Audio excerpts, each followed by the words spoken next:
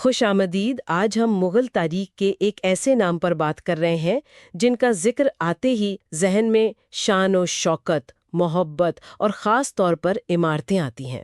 جی ہاں، شاہنشاہ شاہ جہاں. بالکل. ہمارے پاس PPSC برادرز اکیڈمی کے کچھ نوٹس ہیں اور آج ہم ان کی مدد سے شاہ جہاں کی زندگی، ان کے دور اور جو ان کی پہچان ہے نا ماہر تعمیرات والی، اس کو ذرا گہرائی سے دیکھیں گے. صحیح. مقصد یہی ہے کہ ان نوٹ سے جو اہم باتیں ہیں، جو سمجھنے والی چیزیں ہیں، وہ سامنے لائی جائیں. تو آئیے شروع کرتے ہیں شاہ جہاں کی کہانی. ضرور. شاہ جہاں کا دور مطلب 1628 سے 1658. اسے اکثر لوگ مغل آرٹ، کلچر، شان و شوکت، اس سب کا عروج مانتے ہیں. تو ان نوٹ سے ہم یہ جاننے کی کوشش کریں گے کہ آخر ایسا کیا تھا ان کی زندگی میں، ان کے فیصلوں میں، جس نے انہیں تاریخ میں یہ مقام دیا. جی، یہ صرف عمارتیں نہیں، یہ ایک پورا زمانہ ہے جس کی بات ہو رہی ہے. اچھا، تو کہانی شروع ہوتی ہے شہزادہ خرم سے. یہ ان کا اصل نام تھا. جی، شہزادہ خرم 1592 میں لاہور میں پیدا ہوئے. والد تھے شاہنشاہ جہانگیر. اور والدہ وہ ہندو راجپوت شہزادی تھیں، جگت گوسائیں. صحیح. اور نوٹس بتاتے ہیں کہ وہ شروع سے ہی کافی ذہین اور حوصلہ مند تھے. ہاں، کم عمری میں ہی فوجی میدان میں نام بنا لیا تھا. ہاں، جیسے وہ میواڑ کے راجپوتوں کے خلاف مہم تھی یا دکن میں لودھیوں سے لڑائی. جی، کامیابیاں ملی انہیں وہاں. لیکن ان کی جوانی میں ایک اور اہم واقعہ ہوا. وہ اپنے والد جہانگیر کے خلاف بغاوت کا. او اچھا، بغاوت بھی کی. جی، اگرچہ وہ ناکام ہوئی، بعد میں صلح صفائی بھی ہو گئی، لیکن اس سے ان کی طبیعت کا اندازہ ہوتا ہے. تھوڑے خودسر تھے. اور پھر وہ نور جہاں کے بھی قریب رہے کچھ عرصہ، جہانگیر کی ملکہ. ہاں، نور جہاں انہیں ایک طرح سے اپنا امیدوار سمجھتی تھی تخت کے لیے، مگر وہ بات بنی نہیں. تعلقات خراب ہو گئے. جی. پھر جب 1627 میں جہانگیر کا انتقال ہوا تو اصل کھیل شروع ہوا، تخت کا. اور یہیں پر حالات کافی ڈرامائی ہو جاتے ہیں. بالکل، کیونکہ تخت کے کئی دعوے دار تھے اور یہاں ان کے سسر آصف خان، جو نور جہاں کے بھائی بھی تھے، انہوں نے بڑا اہم کردار ادا کیا. اچھا، آصف خان نے؟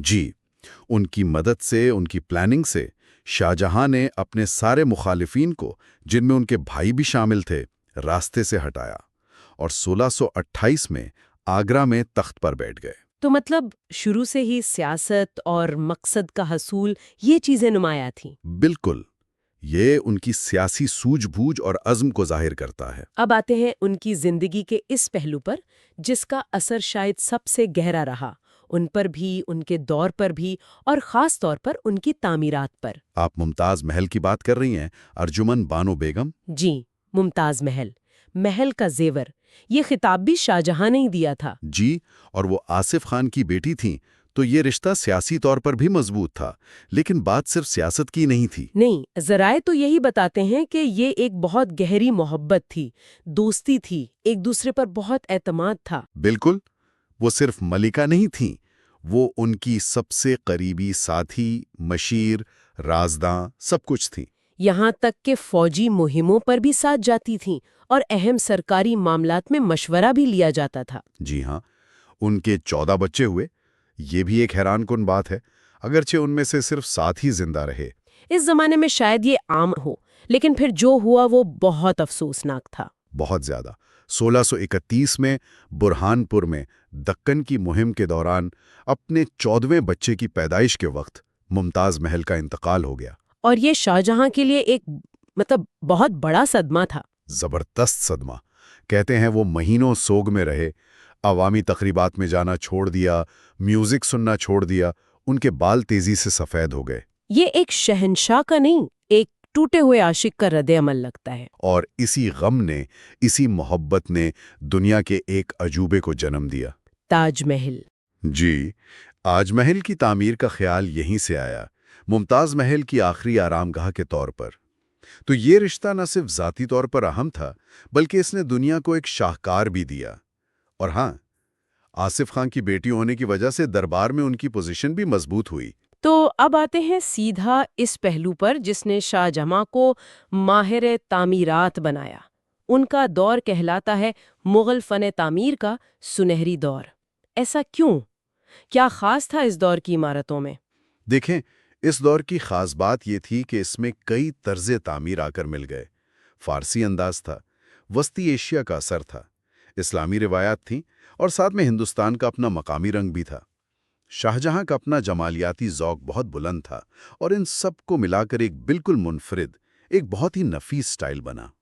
اس میں کیا کیا چیزیں نمایاں تھیں؟ ایک تو پیمانے کی عظمت، بڑی بڑی عمارتیں، پھر تفصیلات پر بہت توجہ، باریک کام، مہنگا مٹیریل استعمال کرنا جیسے سنگ مرمر، قیمتی پتھر، اور جیومیٹری، تناسب، سیمیٹری، ان چیزوں کا بہت خیال رکھا جاتا تھا۔ اور جب ہم شاہجہاں اور تعمیرات کی بات کرتے ہیں تو سب سے پہلے جو چیز ذہن میں آتی ہے، تاج محل۔ بالکل، تاج محل آگرہ میں جمنا کے کنارے، محبت کی نشانی۔ اس کی تعمیر شروع ہوئی 1632 میں ممتاز محل کی وفات کے فوراً بعد، اور اسے بنتے بنتے کوئی 22 سال لگ گئے۔ جی 22 سال، یہ خود بتاتا ہے کہ کتنا بڑا پروجیکٹ تھا، اور نوٹس کے مطابق اس میں 20,000 سے زیادہ کاریگر، مزدور، فنکار لگے تھے۔ 20,000؟ جی، اور یہ صرف ہندوستان سے نہیں تھے، ایران سے، وسطی ایشیا سے، ہر جگہ سے ماہرین بلائے گئے تھے۔ جو چیف آرکیٹیکٹ مانے جاتے ہیں وہ تھے استاد احمد لاہوری۔ اور عمارت بنی ہے سفید سنگ مرمر سے، خالص سفید۔ جی، راجستھان کے مگرانا سے لایا گیا تھا یہ پتھر، لیکن صرف پتھر ہی نہیں، اس پر جو کام ہے وہ پیترا دورا والا کام۔ بالکل، پیترا دورا، یہ ایک خاص ٹیکنیک ہے جس میں سفید سنگ مرمر میں رنگین، قیمتی اور نیم قیمتی پتھروں کو کاٹ کر جوڑا جاتا ہے۔ پھول، پتیوں کے، بیل بوٹوں کے اتنے خوبصورت ڈیزائن بنائے گئے ہیں اس سے تاج محل پر۔ لاجورد، یشب، عقیق، یہ سب پتھر استعمال ہوئے۔ جی ہاں، اور یہ تکنیک کہتے ہیں یورپ سے آئی تھی، لیکن مغلوں نے اسے یہاں کمال تک پہنچا دیا۔ پھر تاج محل کی پوری ساخت، وہ مرکزی گنبد، چاروں کونوں پہ مینار، وہ بالکل متناسب ہیں، اور پانی کا استعمال جو عکس بنتا ہے۔ یہ سب مل کر ایک جادو سا جگاتے ہیں، واقعی دنیا کی خوبصورت ترین عمارتوں میں سے ایک ہے۔ لیکن یہ صرف محبت کی یادگار تو نہیں تھی نا؟ نہیں، بالکل نہیں، یہ اس وقت کی مغل سلطنت کی طاقت، اس کی دولت، اس کے وسائل، ان سب کا بھی ایک زبردست اظہار تھا۔ آپ سوچیں، اتنا بڑا پروجیکٹ، اتنے سال، اتنے لوگ، اتنا پیسہ، یہ صرف ایک بادشاہ ہی کر سکتا تھا جس کے پاس بے پناہ طاقت اور دولت ہو۔ تو یہ محبت اور طاقت کا ایک ملاپ ہے۔ ایک طرح سے، جی، ایک ذاتی جذبے نے ریاستی وسائل سے مل کر تاریخ بنا دی۔ تاج محل کے علاوہ شاہجہاں کا ایک اور بہت بڑا کام تھا، ایک نیا شہر بسانا۔ جی، شاہجہان آباد۔ 1638 میں انہوں نے فیصلہ کیا کہ دارالحکومت آگرہ سے دلی لے جائیں گے، تو یہ نیا شہر بسایا گیا جو آج پرانی دہلی ہے۔ اور اسی شہر میں بنایا گیا لال قلعہ۔ لال قلعہ، سرخ پتھر سے بنا ہوا، یہ صرف رہائش گاہ نہیں تھی، یہ پورا ایک کمپلیکس تھا، انتظامی مرکز بھی تھا، فوجی چھاونی بھی۔ اس کے اندر بہت سی عمارتیں تھیں، جیسے دیوان عام، جہاں بادشاہ عوام سے ملتے تھے، اور دیوان خاص، وہ خاص ملاقاتوں کے لیے، عمراء، وزراء، باہر کے سفیر۔ جی، اور دیوان خاص تو اپنی سجاوٹ کے لیے بہت مشہور تھا۔ کہتے ہیں اس کی چھت چاندی کی تھی، دیواروں پر قیمتی پتھر جڑے تھے۔ اور اسی دیوان خاص میں رکھا تھا وہ مشہور زمانہ تخت طاؤس۔ اوہو، تخت طاؤس، اس کا تو ذکر ہی الگ ہے۔ سونے کا تخت جس میں ہیرے، جواہرات، موتی جڑے تھے۔ اور وہ 2 مور بنے تھے پیچھے، پر پھیلائے ہوئے، ذرا سوچے کیسا لگتا ہوگا۔ بالکل، یہ تخت مغلوں کی شان و شوکت کی، ان کی دولت کی، ان کی طاقت کی شاید سب سے بڑی علامت تھا، ایک چلتا پھرتا خزانہ۔ افسوس کہ یہ پھر یہاں رہا نہیں، وہی رہا۔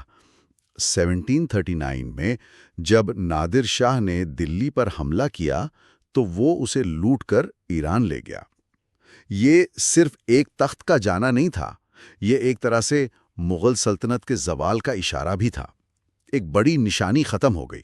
شاہجہاں آباد میں ہی لال قلعے کے پاس ایک اور بڑی عمارت بنی، جامع مسجد۔ جی، دلی کی جامع مسجد، ہندوستان کی سب سے بڑی مسجدوں میں سے ایک، بہت ہی شاندار۔ یہ بھی سرخ پتھر اور سفید سنگ مرمر سے بنی ہے۔ جی، 3 بڑے گنبد ہیں، 2 اونچے مینار ہیں، اور صحن اتنا بڑا ہے کہ کہتے ہیں 25,000 سے زیادہ لوگ ایک ساتھ نماز پڑھ سکتے ہیں۔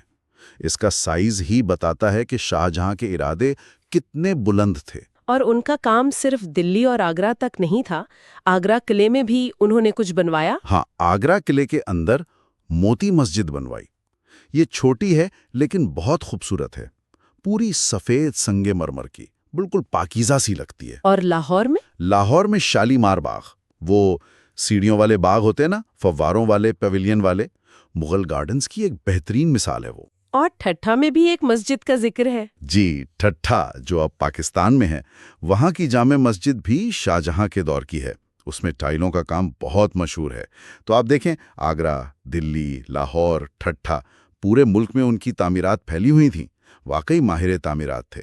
یہ تو ہوئی تعمیرات کی، لیکن ان کے دور حکومت میں سیاسی ماحول کیسا تھا؟ کیا سب امن و امان ہی تھا؟ دیکھیں، مجموعی طور پر تو امن اور خوشحالی کا دور ہی سمجھا جاتا ہے، لیکن چیلنجز تو تھے۔ کیسے چیلنجز؟ کچھ بغاوتیں ہوئیں اندرون ملک جنہیں دبا دیا گیا۔ باہر کی طرف دیکھیں تو ایران کے ساتھ قندھار پر تنازع چل رہا تھا، ساحلوں پر پرتگالیوں کا اثر بڑھ رہا تھا، ان سے بھی نمٹنا پڑا۔ اور دکن کی طرف؟ ہاں، دکن کی ریاستوں جیسے احمد نگر، بیجاپور، گولکنڈا، ان کی طرف مغل سلطنت کو پھیلانے کی پالیسی جاری رکھی، اس میں کافی حد تک کامیاب بھی رہے۔ تو یہ جو اتنے بڑے بڑے تعمیراتی منصوبے چل رہے تھے، ان کے لیے پیسہ کہاں سے آ رہا تھا؟ معیشت کیسی تھی؟ یہ بہت اہم سوال ہے۔ ظاہر ہے اتنے بڑے منصوبوں کے لیے پیسہ تو چاہیے تھا۔ تو ذرائع بتاتے ہیں کہ اس دور میں کھیتی باڑی، جو مغل معیشت کی بنیاد تھی، وہ کافی اچھی چل رہی تھی، اور تجارت بھی بڑھ رہی تھی، خاص طور پر کپڑے کی، مسالوں کی۔ تو مطلب معاشی طور پر سلطنت مضبوط تھی؟ جی، کافی مضبوط تھی، اور یہی معاشی خوشحالی تھی جس نے شاہجہاں کو یہ موقع دیا کہ وہ اتنے مہنگے پروجیکٹس پورے کر سکیں۔ تو یہ فن تعمیر کا عروج اور معاشی خوشحالی، یہ دونوں چیزیں ساتھ ساتھ چل رہی تھیں۔ اور صرف تعمیرات ہی نہیں، باقی فنون لطیفہ کا کیا حال تھا؟ ان کو بھی بہت فروغ ملا۔ شاہجہاں خود بہت ذوق رکھتے تھے، مصوری، خاص طور پر پورٹریٹ پینٹنگ بہت آگے بڑھی، ادب، موسیقی، ان سب کی سرپرستی کی گئی۔ تو ثقافتی لحاظ سے بھی یہ ایک بہت زرخیز دور تھا۔ لیکن پھر ہر عروج کو زوال ہے، ان کی زندگی کے آخری دن اچھے نہیں گزرے۔ نہیں، بالکل اچھے نہیں گزرے، بلکہ بہت ہی المناک رہے۔ کیا ہوا تھا؟ ہوا یہ کہ 1657 میں شاہجہاں سخت بیمار پڑ گئے، اور جیسے ہی یہ خبر پھیلی، ان کے چاروں بیٹوں میں تخت کے لیے جنگ چھڑ گئی۔ 4 بیٹے، دارا شکوہ، شاہ شجاع، اورنگزیب اور مراد بخش؟ جی، دارا شکوہ ولی عہد تھے، والد کے قریب تھے، شاہ شجاع بنگال میں تھے، اورنگزیب دکن میں تھے، اور مراد بخش گجرات میں۔ سب کے پاس اپنی فوجیں تھیں، اپنے علاقے تھے۔ تو یہ تو بہت بڑی خانہ جنگی ہوئی ہوگی۔ بہت بڑی اور بہت خون ریز۔ آخرکار 1658 میں اورنگزیب، جو سب سے زیادہ فوجی صلاحیت رکھتے تھے اور سیاسی طور پر بھی بہت شاطر تھے، وہ اس جنگ میں جیت گئے۔ انہوں نے اپنے بھائیوں کو شکست دے دی؟ شکست بھی دی اور راستے سے ہٹایا بھی۔ دارا شکوہ اور مراد بخش کو تو قتل کروا دیا، شاہ شجاع بھاگ گئے اور پھر وہیں مارے گئے۔ اور پھر اورنگزیب نے کیا کیا؟ اورنگزیب نے ایک ایسا کام کیا جو مغل تاریخ میں پہلے نہیں ہوا تھا۔ اس نے اپنے والد شہنشاہ شاہجہاں کو تخت سے اتار دیا۔ موزول کر دیا؟ جی، موزول کر کے آگرہ کے قلعے میں نظر بند کر دیا، قید کر دیا۔ اپنے والد کو، جس نے اتنی عظیم سلطنت چلائی، اتنی عمارتیں بنوائیں، اسے قید کر دیا؟ جی، اور شاہجہاں نے اپنی زندگی کے آخری 8 سال 1658 سے 1666 تک اسی قید میں گزارے۔ یہ تو بہت ہی تلخ بات ہے۔ بہت تلخ۔ اور کہتے ہیں کہ آگرہ قلعے میں انہیں جس جگہ رکھا گیا تھا، وہاں سے انہیں جمنا کے پار اپنا بنایا ہوا تاج محل نظر آتا تھا۔ اوہ، اپنی محبت کی یادگار کو دیکھتے ہوئے قید میں دن گزارنا۔ جی، تو یہ جانشینی کی جنگ صرف ایک خاندانی لڑائی نہیں تھی، یہ مغل تاریخ کا ایک اہم موڑ تھا۔ اس نے سلطنت کا رخ بدل دیا۔ اورنگزیب کا دور بالکل مختلف تھا۔ یہ اقتدار کی لڑائی اور رشتوں کی تباہی کی ایک مثال ہے۔ بالکل۔ پھر شاہجہاں کا انتقال کب ہوا؟ 1666 میں، تقریباً 74 سال کی عمر میں، اسی قید میں ان کا انتقال ہوا۔ اور انہیں دفنایا کہاں گیا؟ ان کی وصیت کے مطابق انہیں تاج محل میں ہی ان کی پیاری بیوی ممتاز محل کے برابر میں دفنایا گیا۔ تو ایک طرح سے وہ آخرکار اپنی محبت کے پاس پہنچ گئے؟ جی، کہہ سکتے ہیں۔ ان کی وفات سے ایک بہت شاندار دور ختم ہوا، لیکن ان کی میراث وہ تو آج بھی قائم ہے، فنون کے سرپرست، ایک عظیم معمار۔ ان کی بنائی ہوئی عمارتیں آج بھی کھڑی ہیں، تاج محل، لال قلعہ، جامع مسجد۔ یہ صرف عمارتیں نہیں، یہ اس دور کی عظمت کی کہانیاں سناتی ہیں۔ بالکل، یہ مغل سلطنت کے عروج کی، ان کے وسائل کی، ان کے فنکاروں کی مہارت کی زندہ نشانیاں ہیں۔ شاہ جہاں کا نام تو ہمیشہ فن تعمیر کے ساتھ ہی لیا جائے گا۔ تو یہ تھا شاہ جہاں کا سفر، ایک شہزادے سے شہنشاہ تک، ایک عاشق سے ایک عظیم معمار تک، اور پھر آخر میں ایک قیدی تک۔ کیا زندگی تھی!